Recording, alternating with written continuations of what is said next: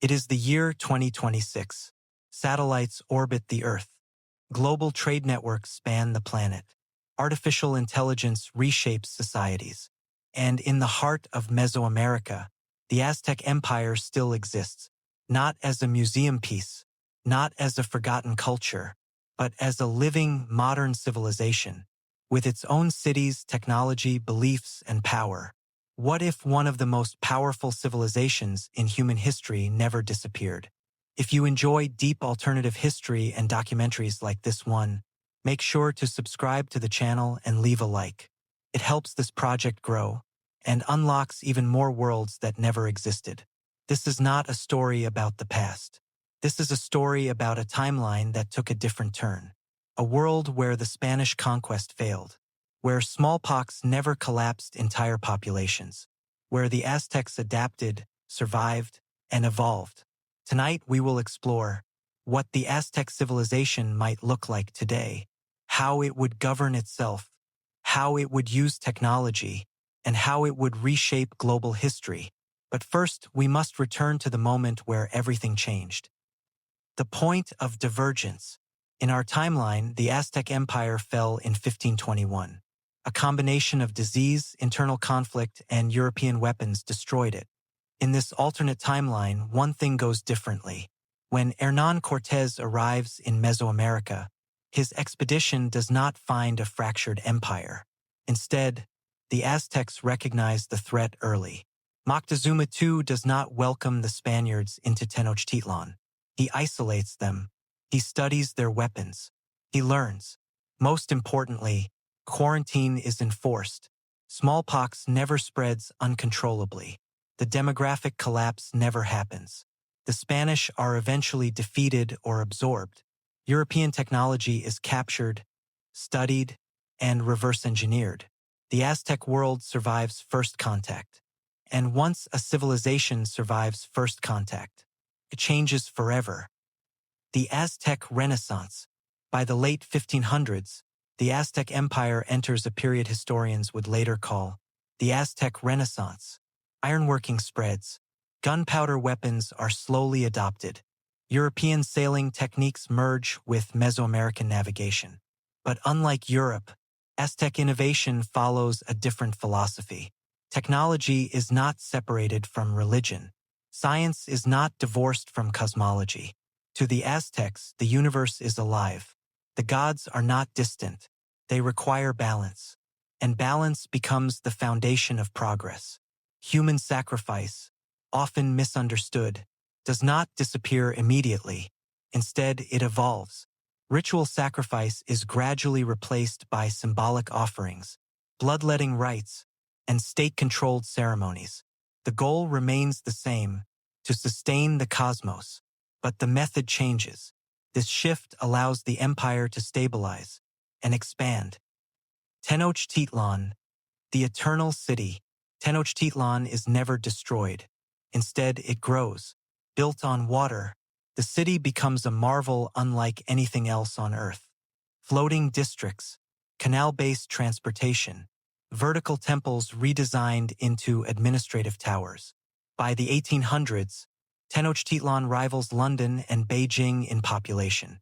By the 2000s, it becomes one of the most unique megacities on the planet. Solar panels are integrated into temple rooftops. Hydroponic Chinampa farms supply food year-round. Water management systems, perfected over centuries, make drought almost irrelevant. Modern engineers study Tenochtitlan to understand sustainable urban design. The city does not conquer nature. It negotiates with it. Power, not empire. Unlike European colonial powers, the Aztecs do not seek global domination. They expand influence through tribute networks, trade alliances, and cultural integration. Their worldview teaches that endless expansion leads to imbalance. And imbalance invites collapse. Instead of colonies, they build spheres of influence across Central and South America. By the time industrialization reaches the New World, the Aztecs are not behind. They are different. Their factories are smaller, their cities greener, their hierarchy more ritualized. Power is not measured only in wealth, but in cosmic responsibility. By the 21st century, the Aztec civilization stands as a modern state, ancient, advanced, and deeply alien to Western norms. But this raises a critical question. How does a civilization built on gods, cycles, and sacrifice function in a world of democracy, human rights, and global media? And more importantly, how do the Aztecs see us? The shape of government. In the modern world, the Aztec civilization is not a democracy in the Western sense. It is something older and something unfamiliar. At the center of power stands the Tenochtitlan, not a king, not a president, but the one who speaks. In ancient times, the Tenochtitlan ruled by divine mandate. In the modern era, this role has evolved. The Tenochtitlan is now selected through a complex system, part election, part meritocracy, part ritual confirmation. Candidates rise through decades of service as military strategists, engineers, priests of knowledge, and diplomats. The final decision is made by the Council of Kalpuli, representatives of clans, cities, and professional orders. But even after selection, the Tenochtitlan is not absolute. Power is limited by cosmic law. Every major decision must align with the sacred calendar, a cycle believed to govern not only time, but consequence. To act outside the cycle is to invite disaster. Law and cosmic justice. Aztec law does not begin with individual rights. It begins with balance. Crime is not seen as sin, but as disruption. Punishment is not designed to isolate offenders, but to reintegrate them. Prisons exist, but they are rare. More common are ritual restitution, public service tied to spiritual symbolism, and lifelong obligations to restore harmony. Murder, corruption, and betrayal of the state are among the few crimes still punishable by death, not as vengeance, but as necessity. To the Aztecs, allowing imbalance to spread endangers everyone. International observers often criticize this system, but they also admit something uncomfortable. Violent crime rates are among the lowest in the world. Social classes. Not equal, but stable. Aztec society is not classless, and it never pretends to be. Hierarchy is accepted, but mobility is real. At birth, every individual belongs to a Kalpuli, a clan-like social unit. Your Kalpuli defines your education, your duties, and your role in society. But unlike rigid caste systems, movement is possible. Exceptional ability in science, warfare, art, or philosophy allows individuals to rise. Failure, however, comes with consequences. To be useless to society is considered the greatest shame, not poverty, not lack of wealth, uselessness. Education. The core of power. Education is sacred. From childhood, Aztec citizens are trained not just in skills, but in worldview. Mathematics is taught alongside astronomy, engineering alongside mythology, ethics alongside warfare. Students learn that knowledge without responsibility is dangerous, and responsibility without knowledge is fatal. Advanced institutions, modern equivalents of universities, focus heavily on environmental engineering, systems thinking, long-term planning, human behavior and psychology. Artificial intelligence is not feared. It is studied as a tool, powerful, but spiritually empty. Machines can calculate, only humans can balance. Religion in the age of technology. The Aztec gods never disappeared. They evolved. In the modern era, gods are no longer seen as literal beings demanding blood. They are understood as forces, entropy, growth, destruction, renewal. Huitzilopochtli becomes the symbol of human will. Quetzalcoatl represents knowledge and restraint. Tlaloc governs climate, water, and ecological systems. Temples function as research centers, ethical councils, and cultural archives. Rituals still exist, but they are symbolic. Blood is replaced with time, effort, and sacrifice of comfort. To sacrifice today means to give something valuable, not to take life. Economy. Beyond capitalism, the Aztec economy does not revolve around endless growth. Growth is considered dangerous. Instead, the system prioritizes sustainability. Trade exists, wealth exists, but accumulation without purpose is frowned upon. Large corporations do not dominate. Economic power is distributed across Kalpuli, each responsible for specific industries. Agriculture, energy, transport, technology. Failure of one sector does not collapse the entire system. Global economists struggle to classify the Aztec model. It is not socialist, not capitalist, not centralized. It is cyclical. Booms are intentionally limited. Crashes are softened by ritualized resets. Every 52 years, a massive economic and cultural renewal occurs. A modern version of the ancient new fire ceremony. Debts are forgiven. Structures are reevaluated. Institutions are dismantled and rebuilt. The world watches in disbelief and envy. Human rights. A philosophical clash. The greatest tension between the Aztec civilization and the modern world is human rights. Western critics argue the system prioritizes society over the individual. The Aztecs respond, a society that collapses protects no one. Freedom of speech exists, but not without consequence. Speech that destabilizes harmony is restricted, not through censorship, but through responsibility. To speak publicly is to accept accountability for impact. This worldview terrifies some, fascinates others, and forces the world to ask a dangerous question. Is unlimited freedom always sustainable? The Aztec people in daily life. Modern Aztec citizens live lives that seem strangely familiar and deeply alien. They use smartphones. They watch global media. They travel. But they also observe sacred days, participate in communal labor, and prepare for rituals tied to cosmic cycles. Burnout is rare. Purpose is common. Loneliness exists, but is considered a sign of social failure, not personal weakness. Every individual is seen. Every role matters. The world discovers the Aztecs. Again, for centuries, the Aztecs were not a mystery. They were a presence. A civilization that never collapsed does not announce itself with conquest. It reveals itself slowly, through trade, through diplomacy, through quiet refusal to disappear. By the 19th century, European empires recognize a problem. Mesoamerica is not weak. It is organized, unified, and immune to the chaos of colonial administration.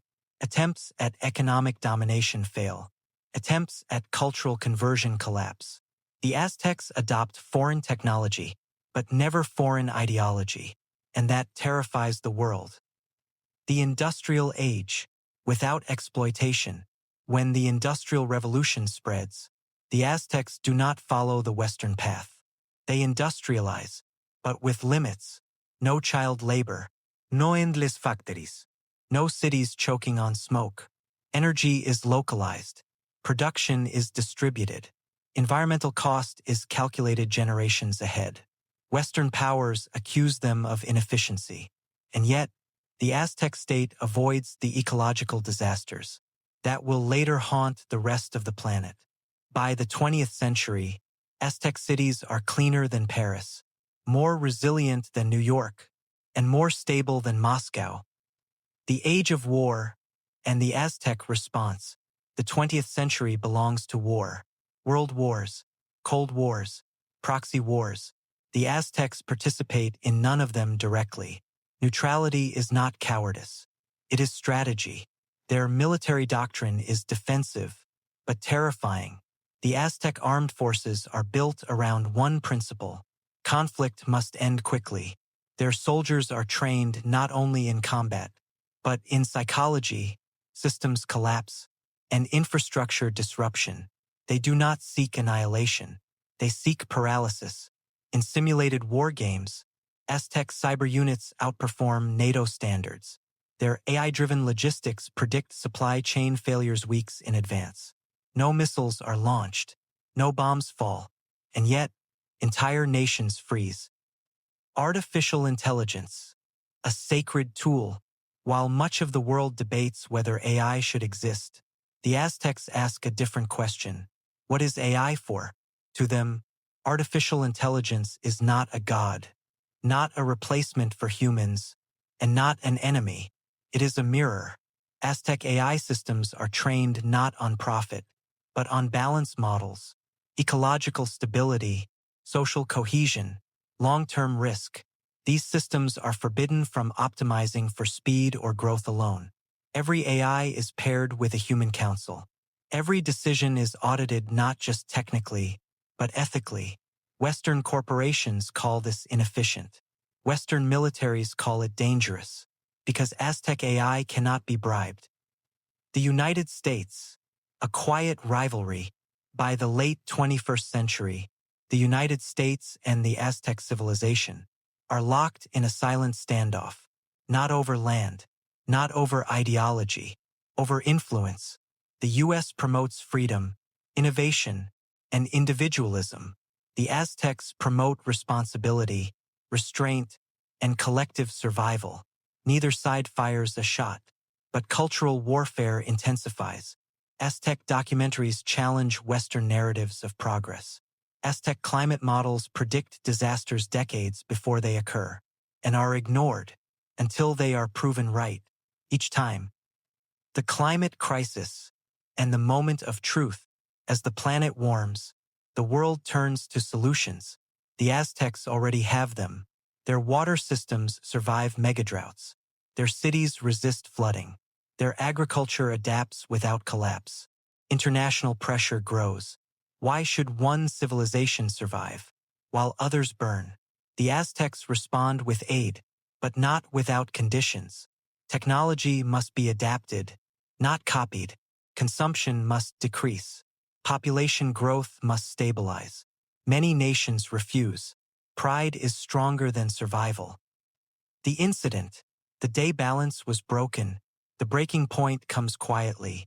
A multinational coalition launches an unauthorized cyber operation against Aztec AI infrastructure. The goal? Extract predictive climate and economic models. The operation succeeds for 7 minutes. Then the Aztec systems respond, not with retaliation, with exposure. Financial manipulations are revealed. Hidden emissions data is leaked. Decades of political corruption surface overnight. Markets crash. Governments fall. Trust collapses. The Aztecs deny responsibility. They do not need to admit anything. The message is clear. Balance cannot be stolen. The world on the edge. Panic spreads. Some nations demand sanctions. Others demand access. A few consider war. Military analysts reach a chilling conclusion. There is no scenario where a full-scale war against the Aztecs ends well for anyone. Their infrastructure is too decentralized. Their population too unified. Their doctrine too asymmetric. Victory is undefined. Defeat is inevitable. The question of dominance. The Aztecs do not seek to rule the world, but the world may force them to choose. Do they remain observers, or do they intervene? History teaches one lesson. Civilizations that survive too long eventually become targets. The Aztecs know this, and they prepare, not for conquest, for the final imbalance. The modern world stands at a crossroads. One path leads to endless growth, endless conflict, and eventual collapse. The other leads to restraint, cycle, and sacrifice. The Aztecs offer a choice, not as conquerors, but as witnesses. The moment before decision. History rarely ends with explosions. More often, it ends with silence. In this world, the silence stretches across decades. The Aztec civilization does not issue ultimatums. It does not threaten. It does not invade. It waits, because waiting is power. While nations argue, while markets panic, While populations demand comfort over survival, the Aztecs prepare for outcomes they believe are already written. To them, the future is not a line. It is a cycle. Two futures. One planet. By the mid-21st century, humanity stands between two incompatible paths. The first path is familiar, endless growth, short-term solutions, technology chasing profit, progress measured in speed. The second path is foreign, limits, sacrifice, long-term thinking, progress measured in survival. The Aztecs do not claim moral superiority. They claim inevitability. Civilizations that ignore limits collapse. Civilizations that respect cycles endure. This is not ideology. It is pattern recognition. The Great Refusal, when the Aztecs are finally invited to lead a global coalition for planetary survival, their response shocks the world. They refuse. Leadership implies control. Control implies responsibility for choices not their own. Instead, they offer something far more unsettling: observation. Their AI systems continue to publish projections. Public, transparent, unchangeable. They show exactly when coastlines will vanish, when harvests will fail, when migrations will overwhelm borders, when wars will ignite. They do not intervene. They record. The fracture of humanity. Some nations listen. They adopt Aztec-style planning. They limit growth. They restructure cities. They survive longer. Others reject the data. They attack the messengers. They rewrite reality. The world fractures, not by geography, but by philosophy. Balance versus denial. And denial is louder. The final sacrifice. In Aztec tradition, every age ends with an offering, not to gods, but to continuity. As global systems begin to fail, the Aztecs make a decision that historians will debate for centuries. They withdraw. Borders close. Digital systems disconnect. Trade slows to a minimum. The Aztec civilization becomes an island, not in space, but in time. They preserve knowledge. They archive humanity. They prepare for a future beyond collapse. This is their sacrifice: to be hated, to be blamed, to survive. After the fall, the collapse does not come all at once. It arrives in waves: economic failure, climate displacement, regional wars, and through it all, the Aztecs endure, not untouched, not unscarred, but intact. Centuries later, when the world is quieter, smaller, and humbler, their cities still stand, overgrown, weathered, alive. What remains? Children walk the canals of Tenochtitlan, studying stars reflected in water. They learn about a time when humanity believed itself infinite. They are taught one lesson above all others: survival is not about dominance. It is about balance. The question that never dies, and somewhere, buried in archives and broken satellites, a final question waits for whoever finds it next. If humanity had listened sooner, would sacrifice have been necessary, or was collapse the only teacher we ever truly learn from? The sun rises over the waterbound city. Ancient temples stand beside quiet machines. Nature and technology breathe together. The cycle continues, not because it must, but because someone chose to remember. And